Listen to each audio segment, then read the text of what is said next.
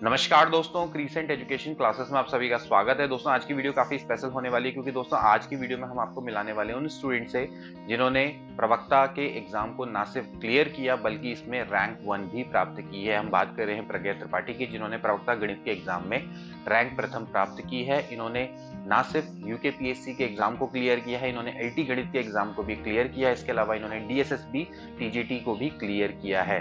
तो कैसे दोस्तों इन्होंने लगातार एक के बाद एक कई सारे एग्जाम क्लियर किए, आज की वीडियो में दोस्तों हम जानेंगे इनकी स्ट्रैटेजी क्या है, इन्होंने किस तरह से अपनी प्रिपरेशन करी, क्या इनका मोटिवेशन था, सभी हम जानेंगे। तो चलिए आज की वीडियो को शुरू करते हैं। हेलो फ्रेंड्स, मेरा नाम है प्रज्ञा त्रिपाठी। मैं रुद्रपुर डिस्ट्रिक्ट उधम सिंह नगर से बिलोंग करती हूँ। मेरा सिलेक्शन यूकेपीएससी लेक्चरर मैथमेटिक्स में हुआ है। ये मेरा फर्स्ट अटैम्प्ट था और मेरी इसमें फर्स्ट रैंक आई है। इससे पहले मैंने एलटी मैथमेटिक्स और DSSB टीजीटी का भी एग्ज़ाम क्वालिफाई किया है। मैं आप लोगों के साथ अपना एक्सपीरियंस शेयर करना चाहूँगी, जिससे कि जो भी लोग टीचिंग फील्ड में अपना करियर बनाना चाहते हैं उनकी हेल्प हो सके। तो बात करें अगर मेरी एजुकेशन की, तो मैंने अपनी graduation SBS PG college Rudrapur और अपनी post graduation MB PG college Haldwani से की है और मैंने BEd SAMT कॉलेज गदरपुर से किया है।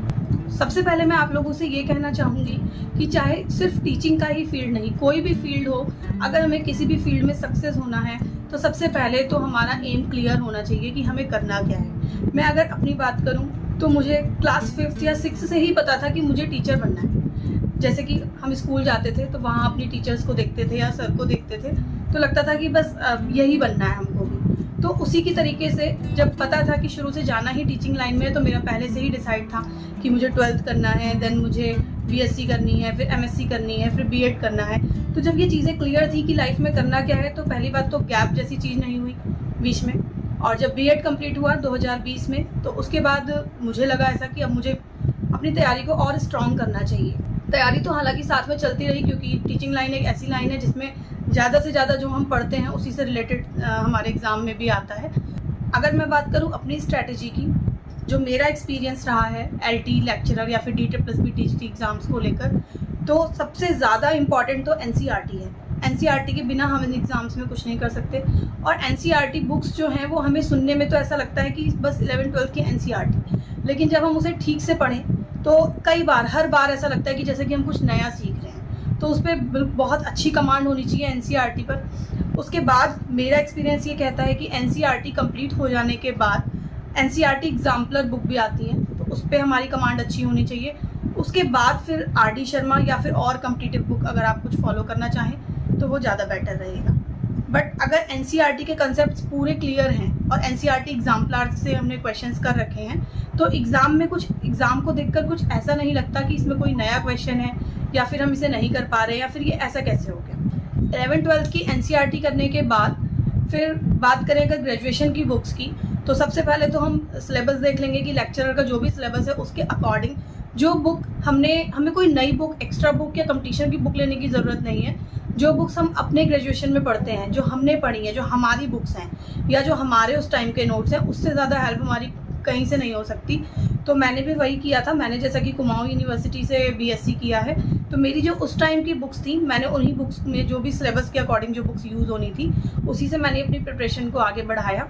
और MSc के भी कुछ पेपर्स हैं, 1-2 जो कि लेक्चरर के एग्ज़ाम में आते हैं, तो उनसे भी काफ़ी हेल्प मिली। और अगर मैं बात करूँ लेक्चरर में जो प्री एग्ज़ाम हुआ था उसकी, तो मैं अगर सच बताऊं अपने बारे में, तो GK के फील्ड में मैं बहुत ही ज़्यादा वीक कहूँगी खुद को।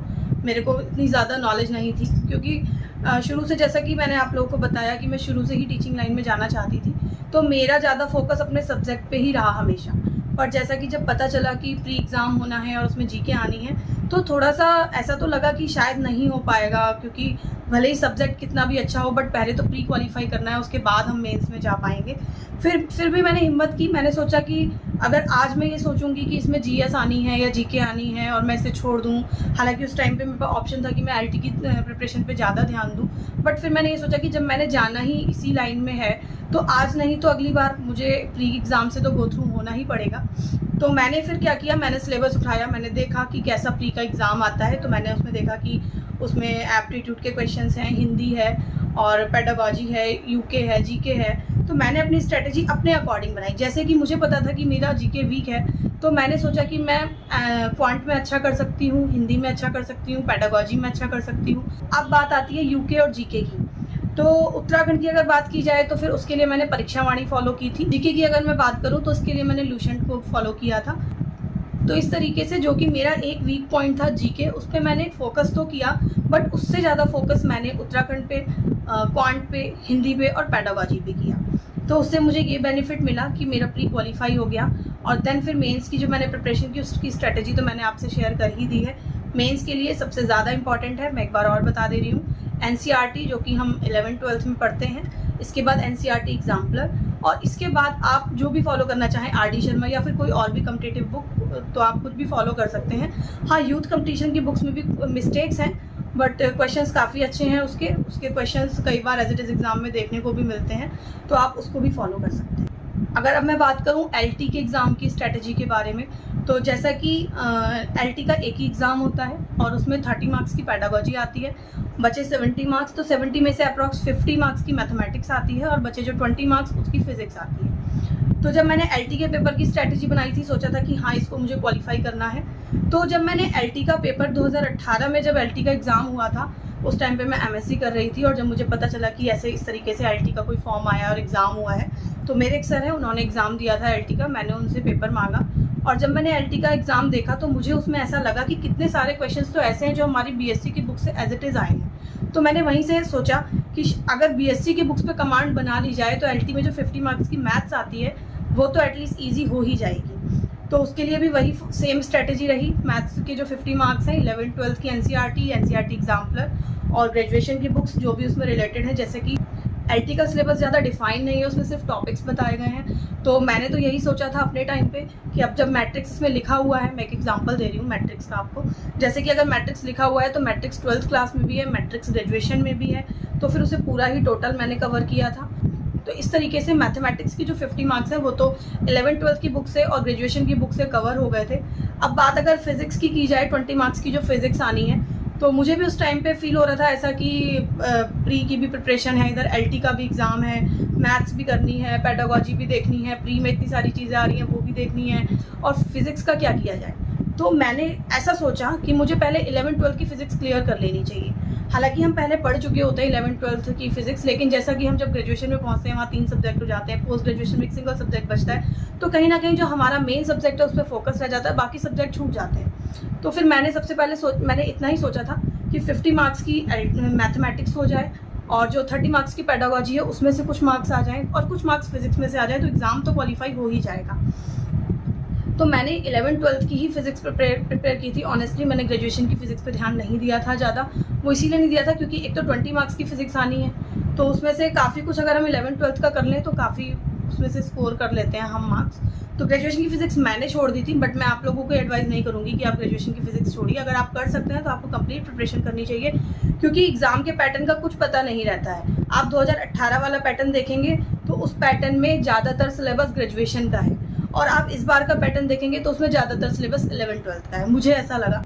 अगर अब बात की जाए पेडागोजी की, तो जैसे कि एग्जाम में मैथ्स आ रही है या फिजिक्स आ रही है, ये तो हम 11th-12th से पढ़ते चले आ रहे हैं, तो हमें कुछ नॉलेज भी है, कुछ इन्फॉर्मेशन है, हम अपनी स्ट्रैटेजी बना सकते हैं। लेकिन पेडागोजी तो फर्स्ट टाइम हम बीएड में ही पढ़ते हैं, उसके बाद हम सीटेट के लिए पढ़ते हैं, तो उसकी स्ट्रैटेजी बनाना थोड़ा सा लगता है स्टार्टिंग में कि पेडागोजी कैसे होगी, हम कितना भी पढ़ लें ऐसा लग रहा है कि आउटपुट ही नहीं आ रहा है।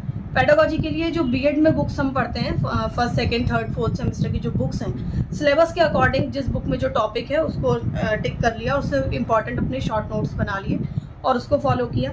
बाकी आप टॉपिक के अकॉर्डिंग यूट्यूब पे भी देख सकते हैं, यूट्यूब पे भी बहुत सारी वीडियोस हैं। तो इस तरीके से मैंने पेडागोजी की प्रिपरेशन की। तो ये थी मेरी जर्नी, और मेरी इस जर्नी में मेरी फैमिली, मेरे टीचर्स, सबका बहुत योगदान रहा।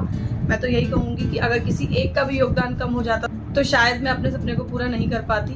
और जयंत सर का भी इसमें बहुत सहयोग रहा। बीच में जब भी कभी मोरल डाउन होता था, जब लगता था नहीं हो पाएगा, या फिर कई बार बीच में ऐसा हुआ कि एग्ज़ाम पोस्टपोन हो गया, या फिर एडमिट कार्ड नहीं आ पा रहे, कब एग्ज़ाम होगा, इस तरीके की कन्फ्यूजन्स माइंड में चलती थी। लगता था कि एग्ज़ाम पता नहीं क्रैक हो भी पाएगा या नहीं हो पाएगा। सर से बात करके एक पॉजिटिव मोटिवेशन मिलता था।